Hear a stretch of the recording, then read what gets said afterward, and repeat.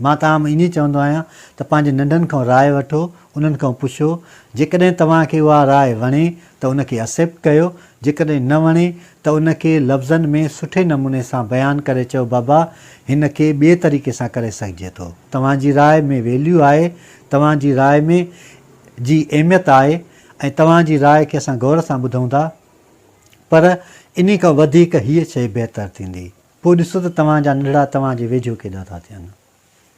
तरबियत लाइ हज़रत अली अलैहिस्सलाम खां कंहिं पुछियो त साईं ॿारनि जी तरबियत कीअं कई वञे, त पाण फरमायूं त 1 साल खां वठी 7 सालनि जी उमिरि ताईं तव्हां उन ॿार जा नौकर आहियो ऐं हू तव्हांजो आका आहे।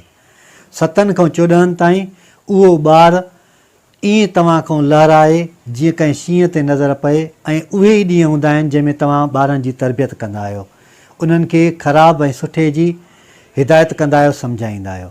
ऐं 14 खां 21 ताईं उन्हनि सां मुशावरत शुरू कयो, उन्हनि खां सलाह मशवरो वठो, उन्हनि खां पुछो ऐं उन्हनि जी ॻाल्हियुनि ते अमल बि कयो।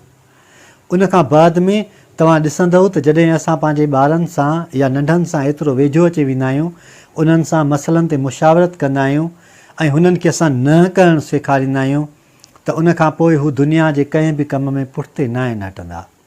2-3 शयूं ॾाढियूं अहम हूंदियूं आहिनि। हिकु, ॿारनि खे न करणु सेखारियो ऐं ख़ुदि तव्हां बि सिखो। जेकॾहिं तव्हांखे का ॻाल्हि नथी पसंदि अचे, मुकमल तौर ते न करे छॾियो।